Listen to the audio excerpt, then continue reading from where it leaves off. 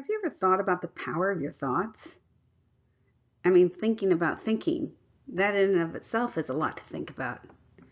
But what we think about, we begin to believe, and those beliefs can turn into habits. So today we're going to talk about you, what you think about you, and why you believe what you believe about you. But first, let's review what we talked about yesterday in the Wellness Wheel. I'm Dr. Monica Maddox, and we're going to chit-chat a bit today about a very important subject, you. The Wellness Wheel is composed of 7 different ideas. Living well is a personal journey that presents each one of us with a unique opportunity to steward our gifts in all dimensions of our lives. So we're going to break down those dimensions. Let's look at the different dimensions. You have the intellectual, the social, the physical, the spiritual, the occupational, the emotional, and the environmental wheel. In the center of this wellness wheel is you, your spirit and your soul, right in the center. So let's start there today. Today, we start with you. What do you believe about who you are? Just stop for a minute and think, who are you? And why do you believe that? And does this belief limit you? Many times we believe who we are based on people in our lives and what they've spoken over us.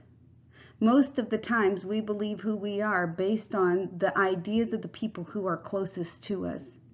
You know, our favorite people, our family and friends and the people who mean the most to our hearts, I don't think they ever mean to hurt us with their words, but their words are so important to us that sometimes they can speak words over us that we take on and wear like a shame blanket. It was never intended for harm. Maybe it was a joke. But because that one person was so special, so important to our lives, that we wore it as a shame blanket. And at that point, we decided, we took a vow, we would either prove that idea right, or we would spend our whole lives proving that idea wrong. So what is that thing? We're going to talk about it a bit more. What are you thinking about right now? Your thoughts affect what you believe. And what you believe is what you defend. You defend what you believe with words and actions and reactions, with assumptions, and before you know it, you've formed habits based on your beliefs. Is this where you are? You've got yourself in an area where you know that you've got habits that don't really fit with who you truly are, and you want to step outside of those habits and acquire a new way to live. If so, hang on as we walk through this journey over the next several weeks. 99% of our daily choices are habitual. 99% of the things that we do every day are habits. So what are your habits? Are they things that are helping you get where you want to go? Or are they standing in front of you like a wall, like a barrier that are preventing you from going where you want to go? These are important questions because we just said our thought life is what creates our belief system, which affects our actions, reactions, and assumptions in life and create our habits. So what do we have to do in order to step outside of those daily choices that are habitual? So you have to decide, what are you thinking about? And is it going to benefit you? Since habits write the stories of our lives, then what do we do to write the best story possible? Well, I guess then that we have to evaluate our habits. And again, the question arises, are your habits getting where you want to go? Or do you need to switch up your thinking so that you can begin to walk out in a different direction? Right? You've got to decide, where are you going to end up? Specifically, what are your thoughts on your purpose? What is your purpose in life? And how are you going to relate to others from that foundational purpose? Because life's all about relationships and being able to serve others through the gifts that we've been given. So, what are your thoughts on your purpose? And how does your purpose allow you to relate to others? So, again, the question becomes, what are you thinking about? What are you thinking about right now? What did you think about when you got up this morning? What are you thinking about moving forward? What are you thinking about 2 weeks from now? What are you thinking about? And are those good and positive ideas that will propel you to the front of the line? Or are those ideas that will stigmatize you and keep you exactly where you are? I have a thought. I think it all the time. I have for my whole life, for as long as I can remember. My thought is, I have terrible body dysmorphia. And my thoughts are always, I'm just fat. I think it all the time. To the point where at one point in my life, I could tell you the caloric breakdown of absolutely every bit of food that went in my mouth, not because of the science behind it, but because I needed to control it. And it controlled my life. You know, that thing that you think about the most, that one thing, that's your God. So I guess this question could be restated. What God do you serve? In our thought process, we all have that one thing that we can think about. And some of us, I have more, but maybe you're not as cuckoo as I am, but we all have that one idea, that one thing that says, I'm such a fill in the blank. You know, that's that shame statement. Maybe you acquired it, like we talked before, from somebody who put an idea on you, who said something to you, maybe in a joking manner, but they were so important to you that you just took on that as part of your identity. And again, you decided from your I'm such a statement that you were going to either prove it right or prove it wrong. And for the rest of your life, you're going to spend all of your days, all of your efforts, your career choices, your choices in parenting, your lifestyle choices, be it food or fitness or whatever, you're going to prove that person right or wrong. So what is your statement? I'm such a... My shame statement, I will share it with you, says I'm too much. That is one of my shame statements. My shame statement, I'm too much, squashed me for years. Because that said to me, if I'm too much, then I have to be less than. I am required to pull back and be less than because I never want somebody to tell me I'm too much again. What does that even mean? Too much. I am a lot. I have a lot of energy. I come from a family of a lot of energy. And you know what? It has served me well. When projects need to get done, I am able to complete them.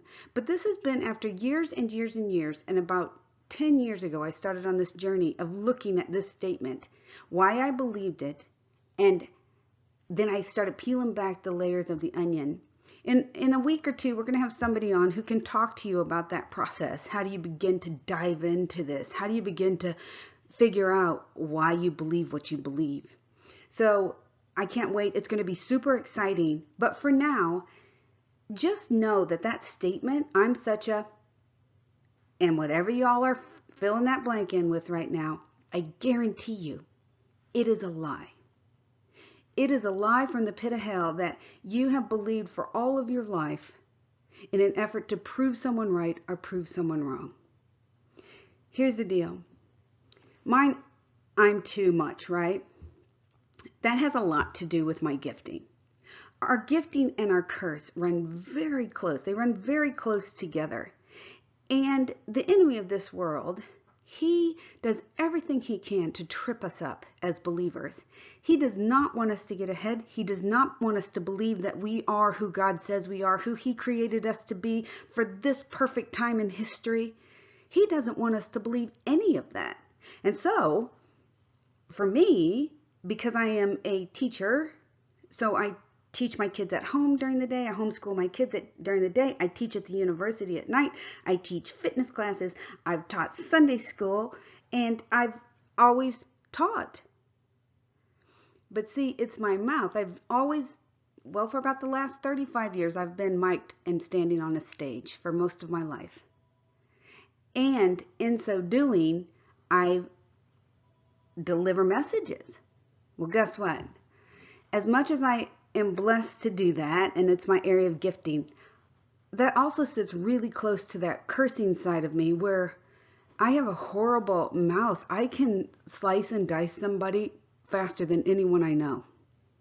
And I will just be honest, the people closest to me know it. And I'm not proud of it. And it's an area of my life that I work on. But at the same time, I encourage repeatedly. And so it's just an area where you have to decide. I want you to look at the shame statement. I'm such a, or I'm whatever. And I want you to begin to examine that. How closely related to your blessing is that statement? What is that statement trying to do to your blessing? And I guarantee you it's trying to oppress it.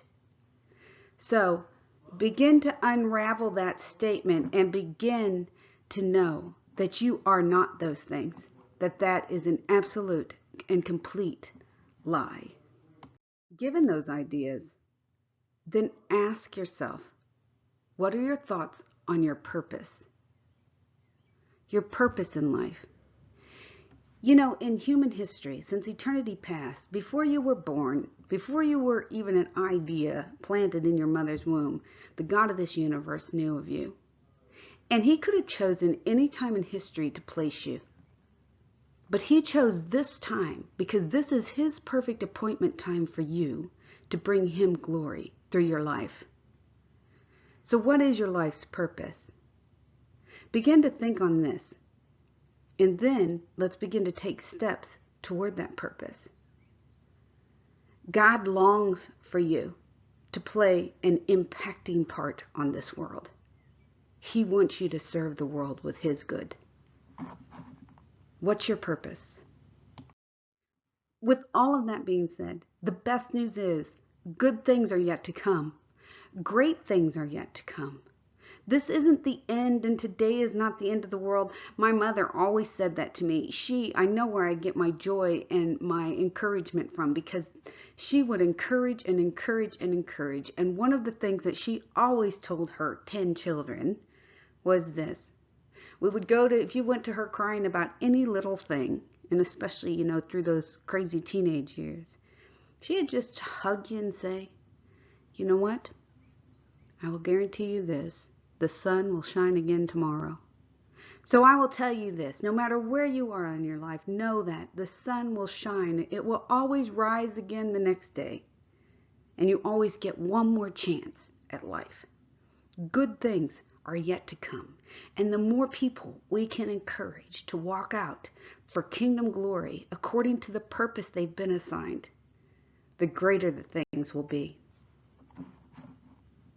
So I suppose then this is that final question.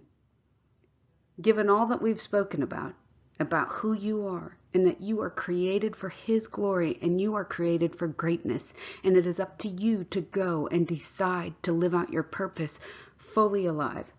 Given all of that, this question remains. How then shall we live?